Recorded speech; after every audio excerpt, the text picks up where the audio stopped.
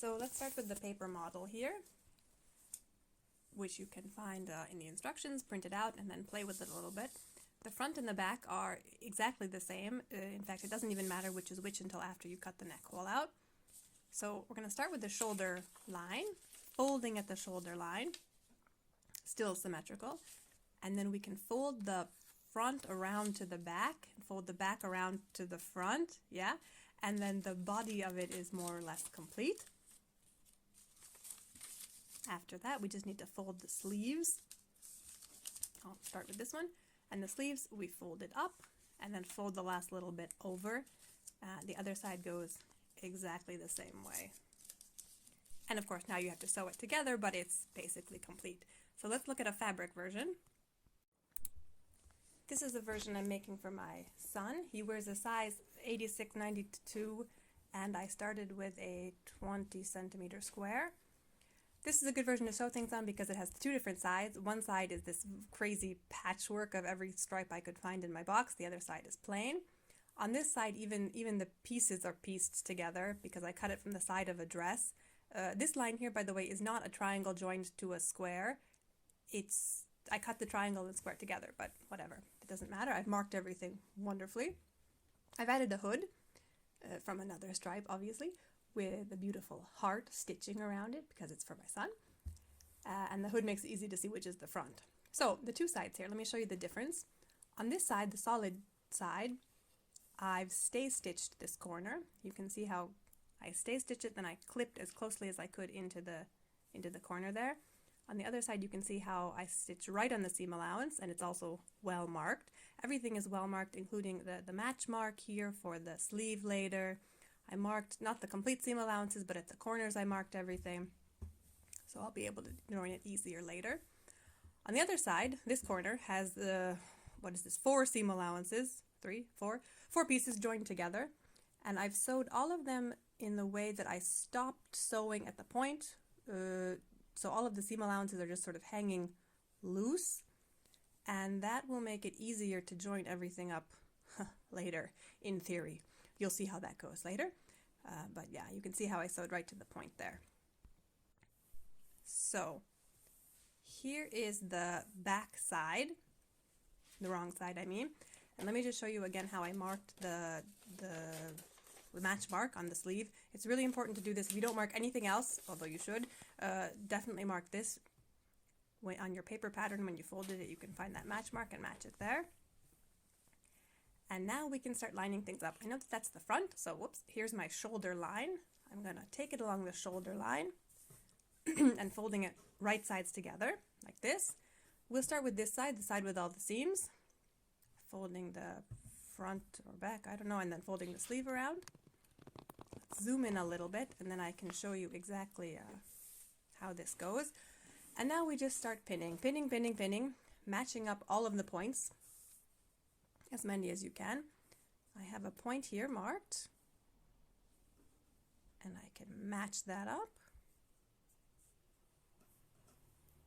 At the bottom corner here, I can also match up these points.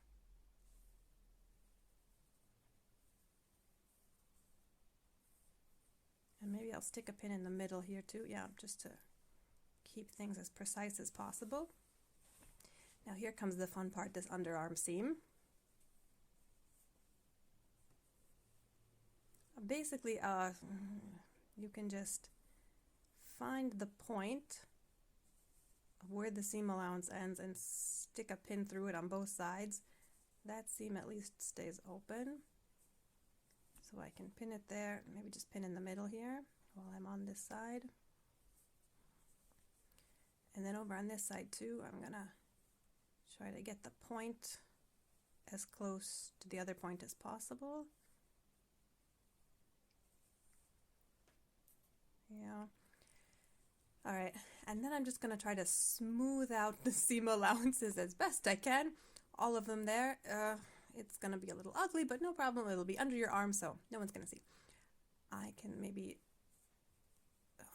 smooth that seam allowance, open them up a little bit, like that. And these other seam allowances, I'm really just trying to flatten them out as much as possible.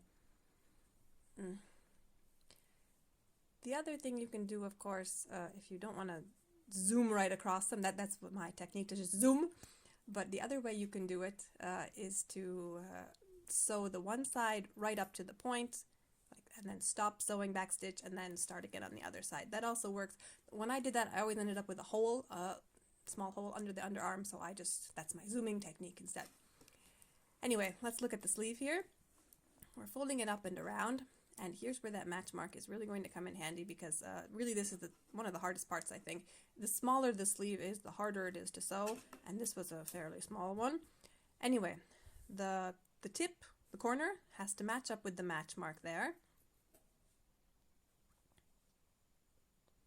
And then sort of just pull the fabric together and line it up as best you can. Small ones, it's not very easy, but it will work. Just be patient.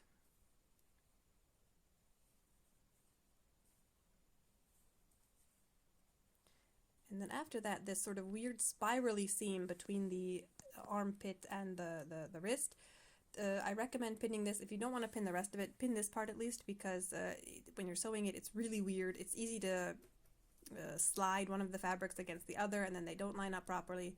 So just sort of keep pinching it together and put a good few pins in it, 3 or 4 at least, just so that everything stays lined up. Because really, even when you're pinning it, it looks like it's impossible. And when you're sewing it, it looks even more impossible. It's almost like sewing a curved seam. But the more pins, the better.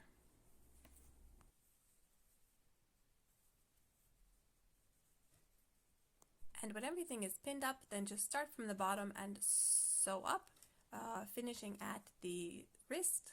And as the instructions show, it's sort of tapering towards the end of the wrist. So let's see what it looks like on the other side, when we don't have that huge mess of seam allowance to deal with. We just have this stay stitched and clipped corner.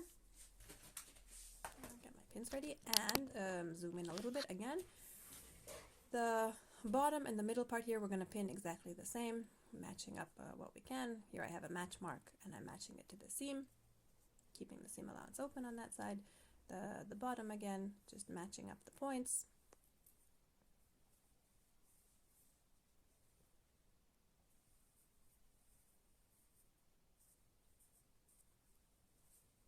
And pinning a little bit in the middle. Now at the arm here, again, we're going to match the point to the seam. I have a seam on the other side here. And the only tricky part about this is that at the point, the seam allowance is not going to be full on the side that has the point. And you can see how this looks when I put the pin in. But that's why you did your stay stitching. The stay stitching will sort of be a guide as to where you need to sew at the part around the point. So you can pin that right in there, and then pin on either side, a couple centimeters or a couple inches away.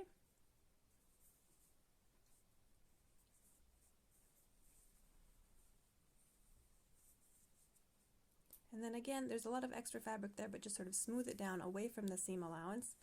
And you can see how the seam allowance on the part facing us gets a little narrower, but that's fine. You're just going to follow the stay stitching right across the point and back out the other side, and then your seam allowance will line up again.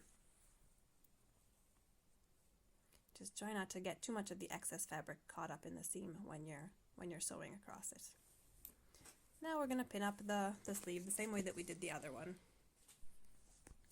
And now here it is. It's all finished, all sewn up, whatever. Hood is finished. Here's the back. The back looks like this. You can see that the back is most of this nice solid piece without any seams there. The other side has way too many seams, more than necessary even. This one, I think I'm going to finish it at the bottom. I'm probably just going to fold it up a couple centimeters. I need to try it on my son first to see exactly where to finish it. At the sleeves, they're really narrow, so I think I'm going to cut it off a little bit and or add a cuff, maybe short sleeves. I'm not sure. I got to see what he wants. But anyway, that's it. That's how to sew it. I need to decide what to do. But I think you have all the skills now. Go and make your own.